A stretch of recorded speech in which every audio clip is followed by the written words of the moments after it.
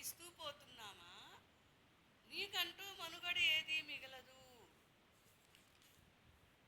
Next, నీకు చవట, అసమర్థుడు, పిచ్చివాడు, వెర్రివాడు, పిచ్చిల్లారా వెర్రిల్లారా పిల్లలు తల్లిదండ్రులు పిలిచినట్టు ఊరుకుంటారు, బయట వాళ్ళు పిలిస్తే ఊరుకోరు. అదే అంటూ బిరుదులు ఇచ్చేస్తారు ఈ మనుష్యులు. మా మాట వినేవాళ్ళు అందరూ మంచివాళ్ళు, విననివారు అందరూ చెడ్డవాళ్ళు అని మనం అనలేం, డిసైడ్ చేయలేం. నెక్స్ట్, మాట వినని వారు తమ బతుకు తెరువును తాము స్వయం కృషితో బాగు చేసుకుంటూ పోతుంటే చెడ్డవారు అని ఎలా అనగలం? Okay, self respected, highly dignified, independent individual will persons cannot obey others' cunnings or cheatings. They can only obey, they can have ability to recognize words and actions differences, inner mind and outer words. Some genius people, average people cannot recognize. Okay, next, that's the meaning of this. Next, బాగు చేసుకుంటూ అది ఒక ఎదుటి వారు చేసిన కొన్ని చెడు వల్ల నెమ్మదస్తుల్లా కనపడుతూ లోపల పెట్టేసే తలకాయ నొప్పులు, చెడు వల్ల నష్టపోయిన జీవితాలను తిరిగి నిలబెట్టుకునేవారు కారు, ఎప్పటికీ పరాజితులు, నిందార్హులు. అలాగే కొందరు అస్సలు పెదవి విప్పరు, వారి పని మంచి అయినా పక్కవారికి చెడు అయినా చేసేస్తారు, వారిని మంచివారు అనలేము. వారి చిరునామానే నిజంగా గోముఖ వ్యాఘ్రం అంతే. ఇప్పుడు నీతి ఈ రోజుల్లో కుటిల కుళ్ళు మనసులు నీతి లోపల ఉన్నప్పటికీ సాధు స్వభావ అవినీతిగా కనపడతారు, అవినీతిని దాచేస్తారు, లోపల ఉన్నది పైకి కనపడి. సాధు స్వభావం నటిస్తూ వారే ధర్మమూర్తుల్లా, నిజాయితీ స్ఫూర్తుల్లా, చాణుక్యుని లాంటి గొప్ప వ్యక్తుల వారమని లోకాన్ని ఊహింపచేస్తారు, భ్రమింపచేస్తారు కొందరు. నెక్స్ట్, నిజంగా మనసులో ఎంత మంచి ఉన్నప్పటికీ, చాలా తెలివి ఉన్నప్పటికీ పై మెరుగులు హంగులు ఉండని వాళ్ళని గౌరవిస్తూ ఎవరితో వచ్చినట్లు వారు మంచివారి వ్యక్తిత్వాన్ని ఊహిస్తూ ప్రచారం చేస్తారు.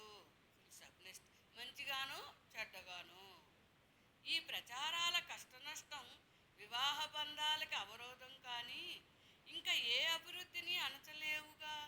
నెక్స్ట్, మరికొందరు లోపల దుర్మార్గ బుద్ధితో పగబడితే మంచివారి జీవితం మరియు ఆర్థిక నష్టానికి కపట బుద్ధులున్నవారు పగబడితే కుటుంబము, విద్య, వృత్తి గౌరవం అన్నీ బయటవారు తమకి తెలియకుండానే నమ్మక ద్రోహం చేస్తారు.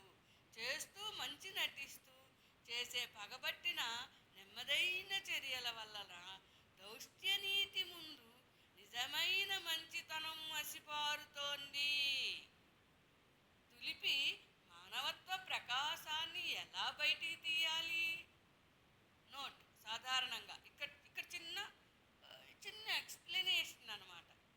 మాట్లాడడం చేత కాకపోయినా కూడా నిక్కచ్చిగా స్పష్టంగా నిజాయితీగా, కొంచెం కంఠం పెద్దగా ఉండొచ్చు, కొంతమంది కంచు కంఠం అవ్వచ్చు, పుట్టుకురీత్యా తాతలు నానమ్మలు వాళ్ళు వీళ్ళ కంచు వీళ్ళ నోట్లో వచ్చేస్తుంది.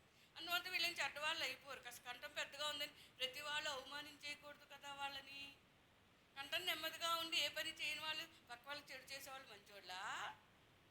All that glitters are not gold.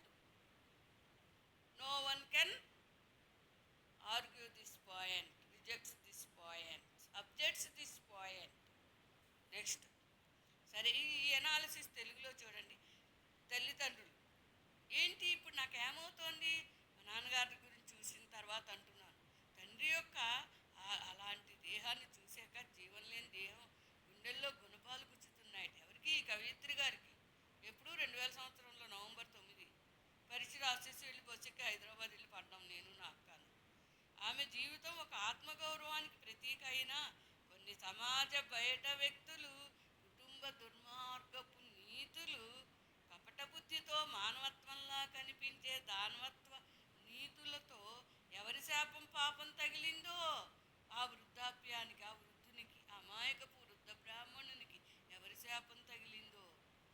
Health బాగోక పాప ఒక్క నెలలు కొడుకు కాళ్ళంటూ వెళ్తే అక్కడంతా మంగళహారతులు అయ్యి చివరికి అది వెనక్కి రాలేదు. మళ్ళీ అన్నాళ్ళు అలా తండ్రి తల్లి అంటూ వేలాడి వాళ్ళు నేనేంటి, నేను ఎవరికి అక్కర్లేకపోతున్నాను, అయితే నాకే నా చదువు బంగారం, అందరికీ ఉపయోగిస్తాను, ఎవరికి ఇష్టం ఉన్నా లేకపోయినా అలా అందించేస్తూ ఉంటాను. ఏదో రూపంలో కవితలు, జ్యోతిష్యం, న్యాయశాస్త్రం, ఏదో రూపంలో నా చదువు నలుగురికి